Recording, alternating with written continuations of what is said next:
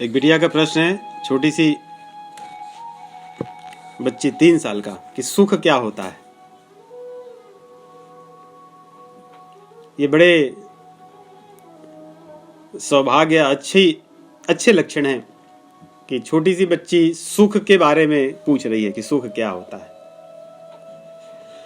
बड़े लोग भी सुख को जानते हैं कि सुख के लिए दौड़ते रहते रात दिन, परंतु ये नहीं पता सुख क्या है। तो अगर पता रहे तो अच्छी बात है। संसार में जीव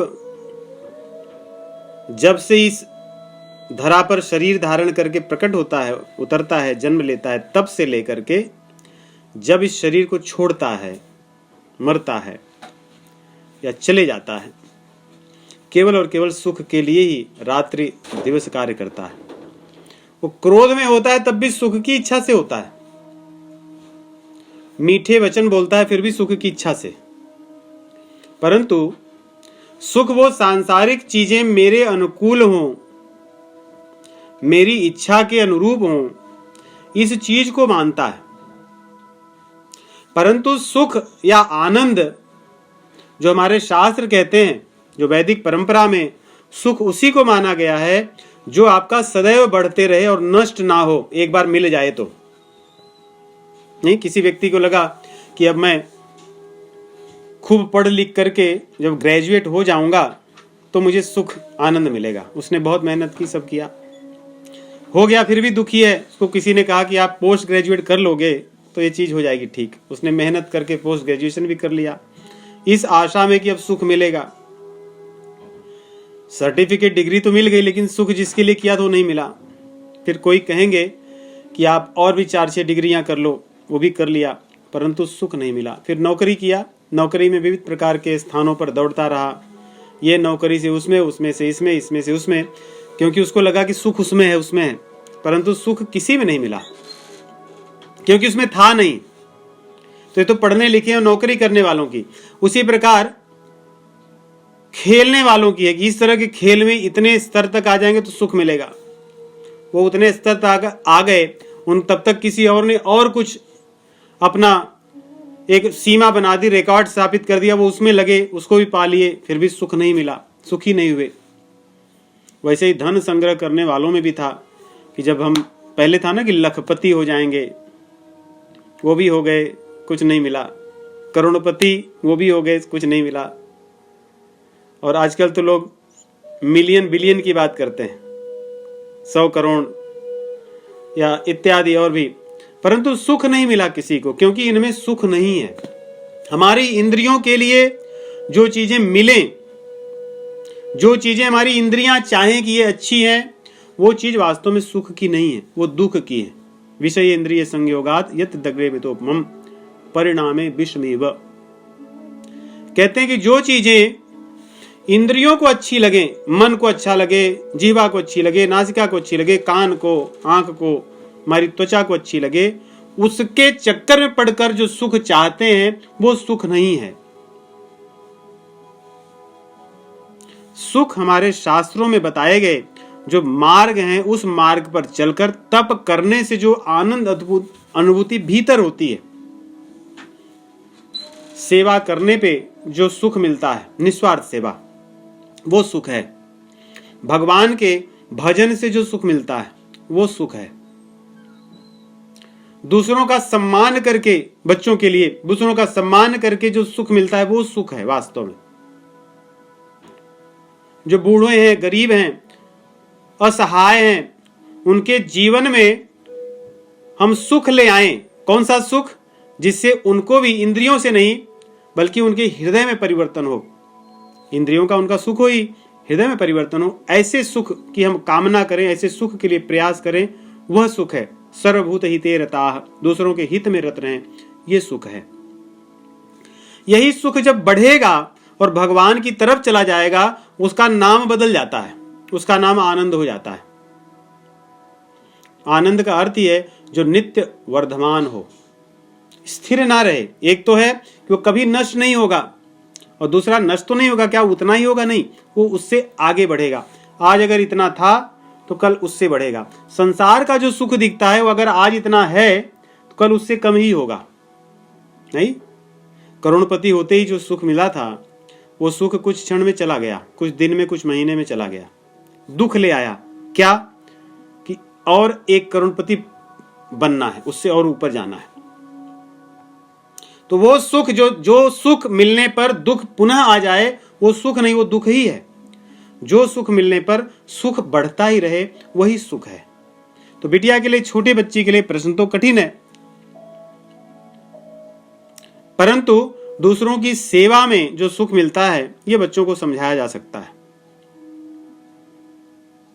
निस्वार्थ भाव से दूसरों के जीवन में हम हित की कामना से उनकी सेवा करें, वो सुख जो है वही वास्तविक सुख है। मैं मेरा नहीं, बच्चों के लिए कितनी अच्छी बात, हम बच्चों को सिखा सकते हैं इस प्रश्न को लेकर कि बच्चे जब कहते हैं मैं, मेरा, केवल मैं, ये सुख नहीं है, इसको छोड़ देना सुख है। तुम, तुम्हारे, भगवान के लिए कि तेरा, वो भावना रखना सुख की बात है। तो इस प्रकार इसका तो एक बड़ा अध्याय ही है सुख का, आनंद का। लेकिन बिटिया तुम्हारा प्रश्न बहुत अच्छा था। मैं, मेरा न करके तुम, तुम्हारा ऐसी भावना रखना सुख है। एक प्रश्न है कि भगवत गीता में भगवान आशा को आसुरी गुणों में गिनती करते हैं, आशा की, परंतु सामान्यतः यह भी कहा जाता है कि हमें आशावादी होना चाहिए, निराशावादी नहीं। तो इसको कैसे समझें? देखिए, यहां पर भगवान कहते हैं कि आशा पाश शतैर्बद्धा काम क्रोध परायणा ईहन्ते काम भोगार्थम अन्यायेनार्थ संचयान। जो आशा के पाश में बंधे हुए लोग हैं, आशा की रस्सी में बंधे हुए लोग हैं, और आशावादी होना, दोनों में अंतर है। संसार जहां पर सुख नहीं है, जहां पर स्थिरता नहीं है, जिसमें कोई तत्व नहीं है, तत्व अर्थात कल्याण में तत्व, और जिसमें जीव अपने अपने कर्मों के अनुसार जीवन यापन कर रहा है, दुख भोग रहा है या दिखने में लगता है सुख भोग रहा है, जो भी है, इन लोगों से आशा करना, क्योंकि ये सब चीजें नश्वर हैं। लोग एक न एक दिन तो हमें छोड़ेंगे ही, अंत ही तो ही तजेंगे पामर, तू न तजे वहीं से। क्यों तू अब से इनको नहीं तज देता जो लोग तुझे अंत में छोड़ेंगे, त्यागेंगे। तो इस संसार के या संसारी लोगों से आशा की बात करते हैं। कई बार हमारे मन में रहता है ना कि अब मेरा 1 लाख हो गया, 10 लाख हो जाता तो ये आशा है, 1 करोड़ हो जाता तो ये आशा है, अब 1 करोड़ तो हो गया, 10 करोड़ हो जाता तो ये आशा है, अब मैंने अपने घर को इस स्थान पे ले लिया, यहाँ बड़े बड़े लोग रहते हैं, लेकिन यहाँ पे ये चीजें मुझे अच्छी नहीं लगती, अब मैं यहाँ पे ले लूं तो लोग मुझे कहेंगे वाह, मेरे जो मित्र हैं वो सोचेंगे अरे आप वहां रहते हैं। ये आशा है मान पाने की। तो आशावादी होना अर्थात मेरे साथ भगवान हैं, मैं सत्य के मार्ग पर चल रहा हूं, इसलिए मेरा कभी विनाश नहीं हो सकता, मैं भगवान का दास हूं, मैं धर्म के मार्ग का आश्रय लिया हूं, इसलिए मेरा कभी कुछ हानि नहीं हो सकती। दुख में भी उनको आशा होगी, किसकी? भगवान की। वो आशावादी होना है। सत्य का, धर्म का, भगवान का आश्रय लेना, भगवान के भक्तों का आश्रय लेना, उनसे आशा करना, ये आशावादी होना है। जो लोग स्वयं डूब रहे हैं वे मुझे बचाएंगे, वो आशा करना यहां पे आसुरी गुण है। और इसीलिए उसके साथ में कहते हैं काम क्रोध परायणा। ये लोग आशा करते हैं इन्हीं लोगों की, और इनके अंदर गुण भी वही होता है। और किस लिए आशा करते हैं?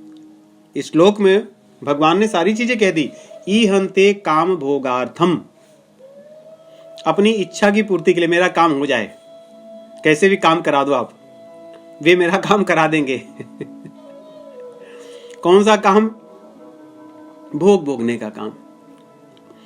और इसलिए ये आशावादी लोग अन्याय का भी मार्ग चुन लेते हैं। अन्याय से, चाहे जैसे कहते हैं ना कि लूटो घसीटो, चाहे जैसे करो, धन संग्रह करो, ऐसे लोगों के साथ मिल करके अपनी वो करो, जो भी अपने काम बना लो। तो इस आशा को भगवान कह रहे हैं आसुरी गुण है। जो डूब रहे हैं उनका क्या आश्रय लेना। इसलिए आशा एक राम जी की, दूजी आशा छोड़ दे। आशा तो राम जी की करनी, वो आशावादी होना है। हमारे शास्त्र हमारा उद्धार करेंगे, मेरे भगवान मेरा उद्धार करेंगे, वे मेरे साथ हैं, मेरे पास उनका बल है, मुझ पर उनकी कृपा है, ये आशावादी होना।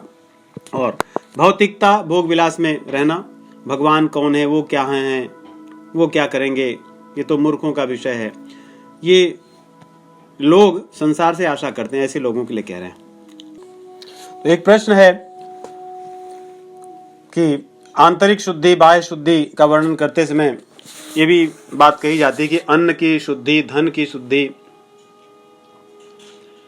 धन और अन्न की शुद्धि बहुत आवश्यक है। जैसा अन्न वैसा मन कहा गया है हमारे यहाँ। हम जिस व्यक्ति का अन्न खाएंगे उसके विचारों का, उसके कर्मों के भी हम कुछ अंश में भागीदार होंगे। पापी व्यक्ति के अन्न को खाने से पाप तो हम ग्रहण करेंगे ही। किसी दुराचारी के अन्न को खाने से दुराचार तो हम में आएगा। इसलिए पहले लोग कोई दान भी लेते थे तो ये देखकर कि कौन दे रहा है, उसका आचरण कैसा है। ऐसे भी शास्त्रों में उदाहरण आते हैं कि कोई महात्मा किसी के यहां से भिक्षा पाए जो दुष्ट प्रवृत्ति का व्यक्ति था। ग्रहण करने के बाद उस अन्न को उनके मन में भी दुष्टता के भाव आने लगे, परंतु वो तुरंत समझ गए कि केवल अन्न से ही जो मैंने ग्रहण किया वहीं से आया होगा।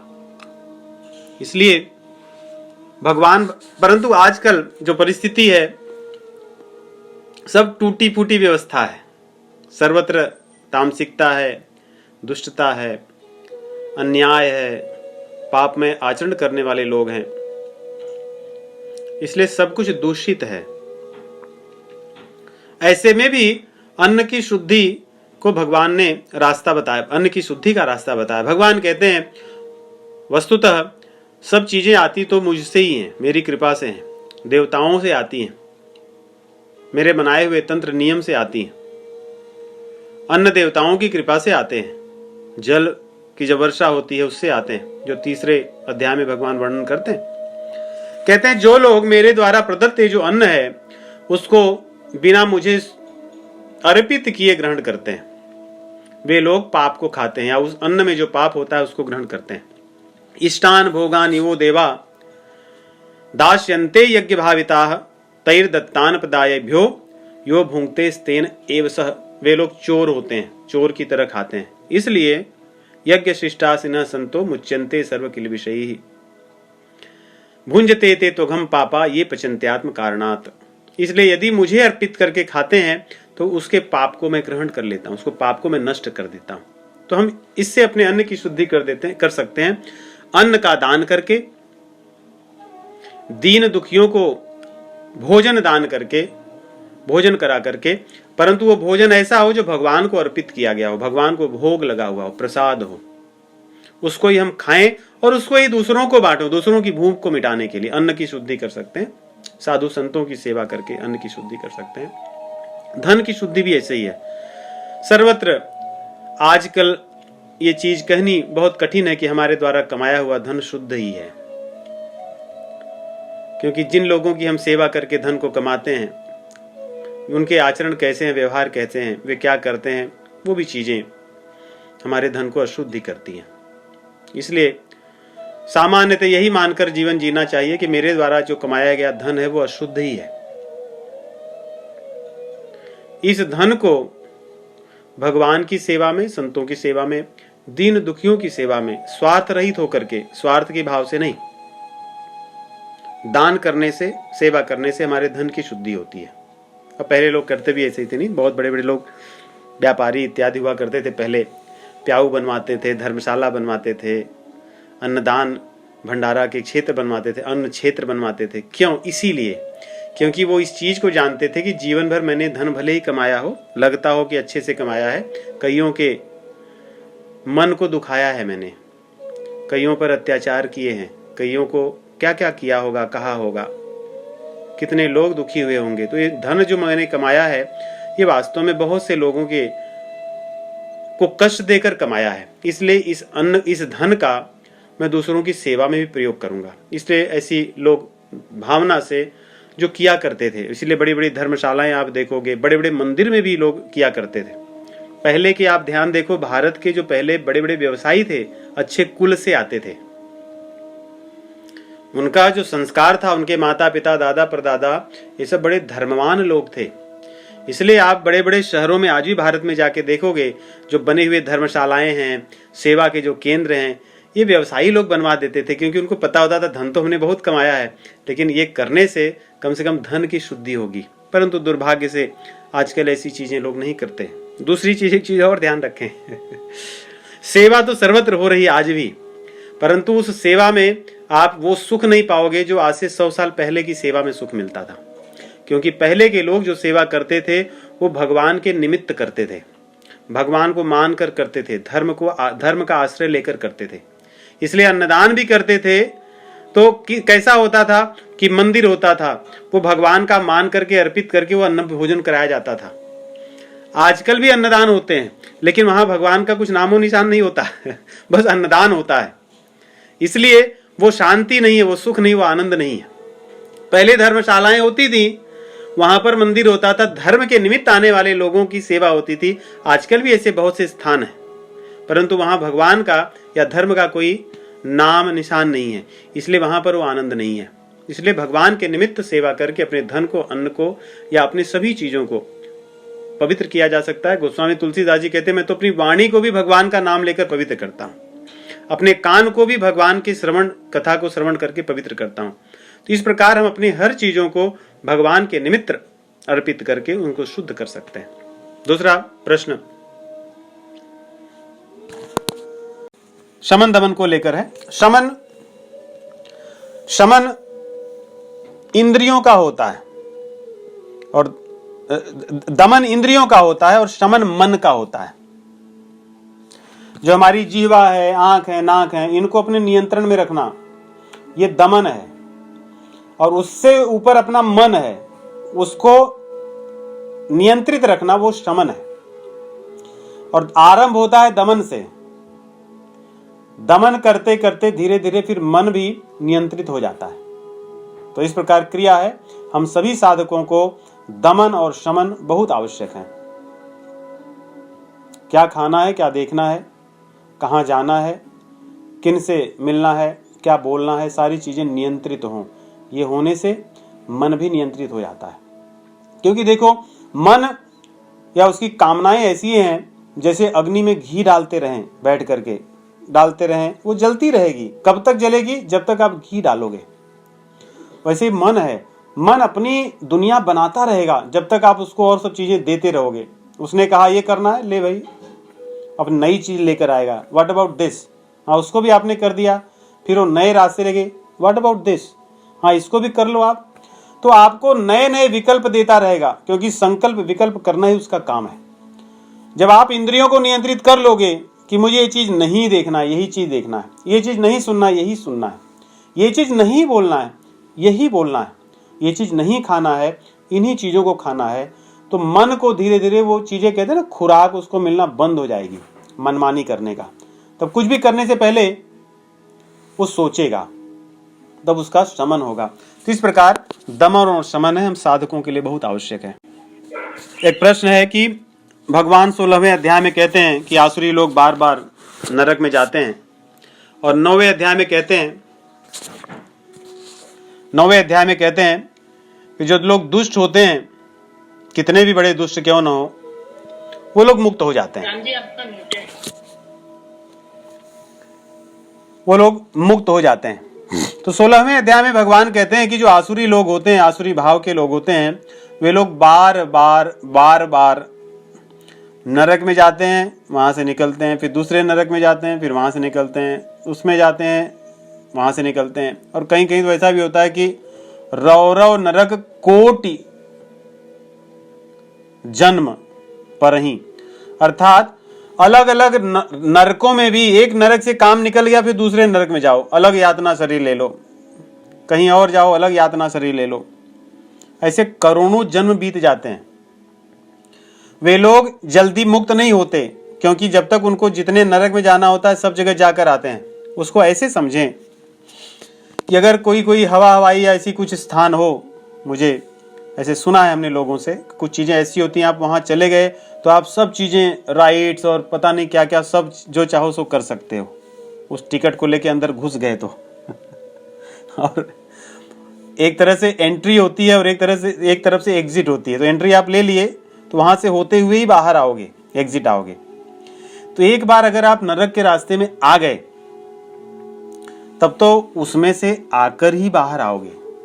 जैसे आपने ऐसे कर्म कर लिए कि आप एक बार पहुंच गए और आपने ऐसे कर्म किए कि आपको 25 नरक में जाना है, तो आप 25 को होकर ही आओगे, वहां से निकलने का तो रास्ता नहीं है। परंतु ये जो मानव शरीर है, इसमें रहते हुए मान लो ये आपने बहुत पाप किए, अज्ञानतावश, कुसंग के कारण, जो भी कारण रहा हो, आपने बहुत पाप किए, ऐसे पाप किए कि आपको करोड़ों जन्मों तक नरक में रहना होगा।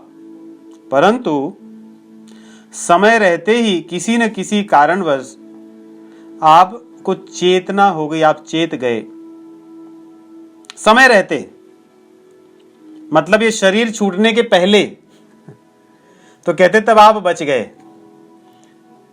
इसलिए भगवान कहते हैं कि अपचेत्सु दुराचारो भजते माम अनन्य भाग साधुरेव समन्तव्य सम्यक व्यवसितो हि सह क्षिप्रम भवति धर्मात्मा सस्वत् शांतिम न गच्छति कौन्तेय प्रतिजानीहि न मे भक्तः प्रणश्यति। एक बार इस शरीर के रहते जब ज्ञान हो गया, भगवत कृपा से, संत कृपा से, सत्संग से, किसी कारणवश आपको जब ज्ञान हो गया, तब भगवान कहते तब आप बच गए। मतलब आप उसमें एंट्री नहीं कर पाए, एंट्री के पहले ही किसी ने आपको बोला कि भाई इधर नहीं जाना है, आप बच गए। परंतु ये नहीं कह रहे भगवान कि हाँ चलो ठीक है, मुझे पता है कि ऐसा करने से बच जाऊंगा तो जिंदगी भर अपना जो मन में आए करता रहूंगा, और फिर अंत में अचानक जब मुझे पता चलेगा मैं मरने वाला हूं तब बोलूंगा अब मैं सुधर गया। ऐसा नहीं, भगवान कहते हैं ऐसे लोगों को मैं जानता हूं क्योंकि मैं अंतर्यामी हूं। ऐसे लोग पहली चीज तो बच नहीं पाते सोचो ऐसा, जब आदमी के पास स्वास्थ्य अच्छा हो, सब कुछ अच्छा हो, फिर भी एक कामना के अधीन होकर वो फंस जाता है, क्रोध के अधीन होकर फंस जाता है, लोभ के अधीन होकर फंस जाता है, अपने आप को बचा नहीं पाता, तो मृत्यु के समय जब उसकी बुद्धि नहीं चलती, उसके कान नहीं चलते, आंख नहीं चलती, जिह्वा नहीं चलती, कुछ भी सोच नहीं पाता, कुछ बोल नहीं पाता, तो क्या सुधरेगा? सुधर नहीं सकता। कौन नहीं सुधर सकता? जो इस प्रकार की भावना वाला हो। परंतु हाँ, अगर निश्चल भाव से किसी के मन में ये बात आ गई, ओहो मैं तो बड़ा अन्यायी हूँ, पापी हूँ, अत्याचारी हूँ, मैंने अपने जीवन को व्यर्थ किया, परंतु आज से मैं भगवान का हो गया, अपने जीवन को भगवान को समर्पित करूंगा, सतोगुण में, सेवा में समर्पित करूंगा। भगवान कहते हैं ऐसे लोगों को मैं अपना मानता हूँ। साधुरेव स मंतव्य सम्यक व्यवसितो हि स, उसको मैं साधु मानने लगता हूँ, उसको तब मैं बचा लेता हूँ, उसको मैं डूबने नहीं देता, मैं आकर के उसको काढ़ लेता हूँ। तेषाम अहम समुद्धरता, मैं उनका उद्धार करने वाला हो जाता हूँ, मृत्यु संसार सागरात, उनको डूबने नहीं देता। और इस प्रकार की बात अर्जुन को भगवान कहे भी हैं, यहां भी कहते हैं कि कौन्तेय प्रतिजानी, कौन्तेय तुम मेरी तरफ से निश्चय कर लो, प्रतिज्ञा कर लो, मैं नहीं कर रहा हूं, तुम ही कर लो कि तुम बच जाओगे। और भगवान इसको कई बार भगवान भगवत गीता के उपसंहार में भी कहते हैं, इसीलिए कहते हैं कि सर्व धर्मान परित्यज्य माम एकम शरणं व्रज अहम त्वा सर्व पापेभ्यो मोक्षयिष्यामि मा शुचः। परंतु लगता है काम सरल, कठिन है। आज हम चेत गए, आज से ही छोड़ दें, सब कुछ छोड़ दें आज से। जब संसार को विष मानने लगेंगे तो छूट जाएगा। कई बार मैं ऐसे सोचता हूं और कुछ लोग प्रश्न करते हैं कि भाई क्या करूं, छूटता नहीं। हमने कहा कि यदि आपको कोई बहुत बढ़िया आपके स्वाद अनुसार, आपकी इच्छा अनुसार खीर बना करके दे, और कोई व्यक्ति दूर से आकर के आपको कान में कहे कि शायद मुझे लग रहा है कि इस खीर में मैंने, जहां तक मुझे ध्यान है, हो सकता है कि सांप ने जूठा किया हुआ है। और ये भी वो पक्का नहीं कह रहा हो सकता है, शायद। आप कभी भी उसको नहीं खाओगे, क्योंकि आपको पता है कि विष क्या होता है और उसका परिणाम क्या होता है। पर तुम संसार की सभी भोग चीजों को आरंभ से अंत तक हमारे शास्त्रों ने विष ही कहा है, विषय। और ये आपको नरक में ले जाने के लिए भी कहा, लेकिन हम उसको मानते ही नहीं। हमको उसमें रस मिलता है, इसीलिए हम उसको छोड़ते नहीं। प्रश्न है कि स्थूल शरीर, सूक्ष्म शरीर, कारण शरीर इस प्रकार कहा जाता है। इसमें स्थूल शरीर जैसे उसको अन्नमय कोश कहा जाता है। उसके बाद प्राणमय शरीर होता है, जो प्राणों का तंत्र है। उसके बाद मनोमय शरीर, जो मन का है। और ज्ञानमय या विज्ञानमय कोश, जो बुद्धि का है। इस प्रकार मन, बुद्धि, इनको देखें तो ये सूक्ष्म शरीर है। प्राणमय कोश और अन्नमय कोश, इनको देखें तो स्थूल शरीर है। और एक है कारण शरीर, जिसको आनंदमय कोश भी कहा जाता है। परंतु कारण शरीर अज्ञान को कहते हैं। कारण शरीर होता क्या है? जिसके कारण हम इस संसार को या इस शरीर को मानते हैं और उसी के कारण शरीर धारण करना पड़ता है। जिसके कारण वो क्या है? अज्ञानता। भगवान को अपना न मान करके संसार को अपना मानना, माया को अपना मानना, ये जो एक दृढ़ अज्ञान है, इसी को कारण शरीर कहा जाता है। कहते हैं कि समाधि जब लगती है व्यक्ति की, तो उसका कारण शरीर जो होता है वो रहता है। उसको आनंद उस समय हो जाता है। आनंदमय शरीर इसीलिए कहते हैं, उसमें उसको आनंद मिलता है। जैसे देखो, हम जब सो जाएं तभी भी आनंद मिलता है।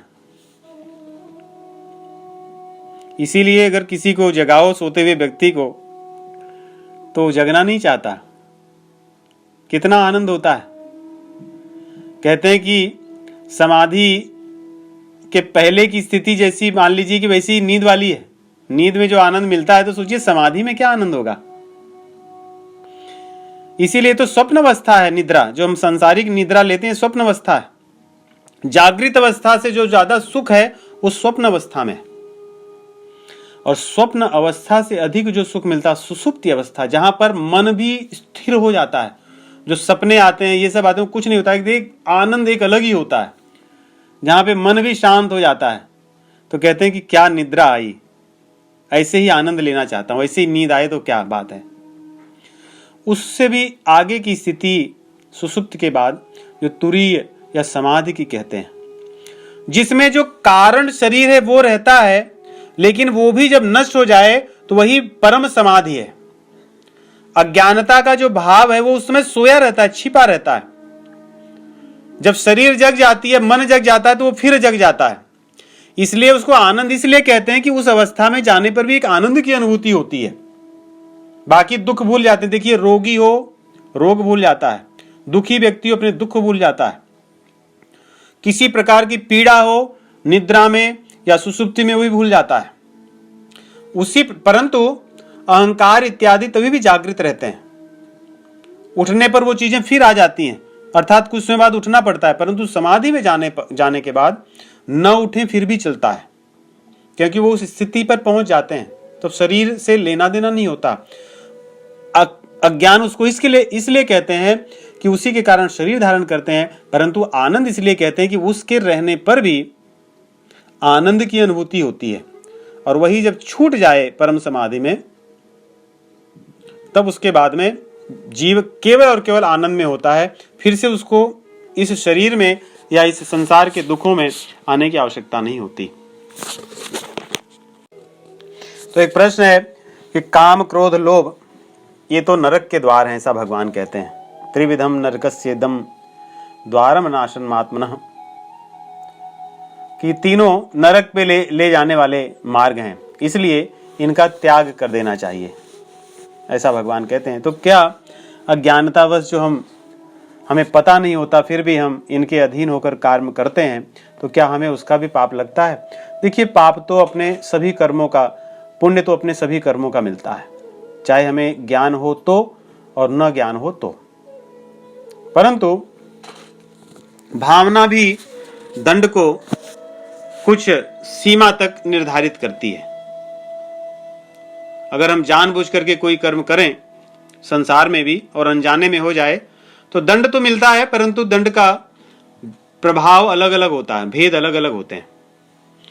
और कैसे क्या मिलता है ये हर व्यक्ति निर्धारित नहीं, हम नहीं निर्धारित कर सकते, क्योंकि इसमें बहुत सी और भी चीजें होती हैं, हमारे पुराने जन्म के संस्कार, हमारे पुराने कर्म इत्यादि। इसलिए भगवान कहते हैं कर्मणो ह्यपि बोधव्यम बोधव्यम च विकर्मणः अकर्मणस्य बोधव्यम गहना कर्मणो गति ही। कर्म की जो गति है बहुत गहन है, रहस्यमय है, सूक्ष्म है, उसको बुद्धि द्वारा नहीं समझा जा सकता। जैसे हम अनजाने में भी अग्नि पर यदि हाथ रखें तो जल तो जाएंगे ही, हम ये नहीं कह सकते कि मुझे नहीं पता था तो आपने क्यों जलाया। अनजाने में भी हम सर्प के साथ खेलेंगे तो ग्रसेगा, वो हमें काटेगा, तो वो नहीं कहेगा कि आप नहीं जानते थे। उसी प्रकार हमारे भोग विलास के जो कर्म हैं ये तो हमें दंड तो देंगे ही, भले हम इनको अनजाने में कर रहे हैं या जानबूझ करके कर रहे हैं। उनकी गहराई कम या अधिक हो सकती है, वो बहुत से अन्य चीजों पर निर्भर करता है कि किस प्रकार का हम कर्म किए, कैसा किए, क्या नहीं किए, परंतु दंड या फल तो निश्चित रूप से मिलता है। इसीलिए उनके प्रायश्चित की बात कही गई है कि अनजाने में जो भी कर्म दुष्कर्म हो जाएं उनसे प्रायश्चित की बात कही गई है हमारे शास्त्रों में। किसी भी प्रकार के आपसे पाप हो जाएं, महापाप हो जाए, महापापों का भी प्रायश्चित कहा गया है जी। बहुत सुंदर प्रश्न है साधकों के लिए कि हम साधना तो करते रहते हैं और दुर्गुणों से भी ग्रसित होते हैं, काम, क्रोध, लोभ इत्यादि सभी हमारे भीतर होते हैं। कई बार हमें पता ही नहीं चलता, और अगर पता भी चले तो क्या करना चाहिए? सत्संग सदैव करते रहना चाहिए। साधना, कई बार हमें लगता है कि हम तो बहुत पूजा करते हैं, पाठ करते हैं और बहुत सी चीजें हम करते हैं, हमें कहीं किसी से मिलने की जरूरत नहीं, हम अपने आप में एकदम परफेक्ट हैं, हमें कुछ आवश्यकता नहीं है, कोई कमी नहीं। ये सबसे बड़ी अज्ञानता है। हमें सत्संग अवश्य करना चाहिए। भगवान शिव जी भी रामचरितमानस में कहते हैं कि मुझे सदैव सत्संग दीजिए, देहु सदा सत्संग। सत्संग नहीं कह रहे, मुझे सदैव सत्संग, इसलिए सत्संग हमारा सदैव हो, नियम से होता रहे। ऐसा नहीं कि अब महीने में मैंने कर लिया, हो गया मेरा, अब मुझे क्या जरूरत है। कई बार आदमी सत्संग सुन करके घर जाता है, वहीं लड़ाई झगड़ा कर लेता है घर पर पहुंचते ही, जबकि सत्संग करके आ रहा है। तो इसलिए सत्संग जब करते रहोगे तो आपको अवसर मिलता है सुधरने का, आपको अवसर मिलता है अपनी बुराइयों को देखने का। और कैसे इनसे जब पता चले, एक तो अज्ञानता में जो रहता है उसको पता चल जाता है सत्संग में आके, कहानियों से, कथाओं से, कि कैसे किस प्रकार हम लोभ में हैं, क्रोध में हैं, या अपने आप को हम कैसे देखें कि हम अच्छे बन रहे हैं कि नहीं, सत्संग में आने से पता चलता है।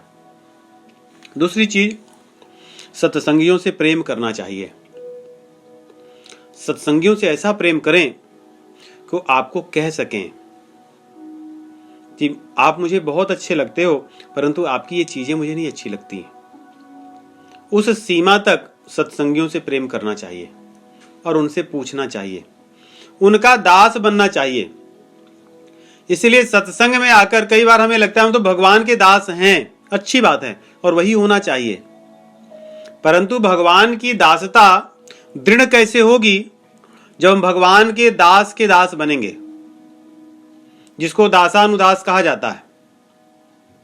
भगवान के दास की दास बनने से, भगवान के दास का दास बनने से भगवान की दासता दृढ़ होती है। जैसे बुरा बोलने वाला व्यक्ति या बुरा भावना रखने वाला व्यक्ति बुरा काम करेगा एक न एक दिन। नहीं, कोई बोलेंगे मैं किसी के बारे में बुरा नहीं कहूंगा, लेकिन मन में सोचता रहूंगा, मेरे मन में आएगा तभी मैं कुछ नहीं बोलूंगा। कुछ दिन में बोलोगे आप, इसलिए आप अपनी भावना को बंद कीजिए।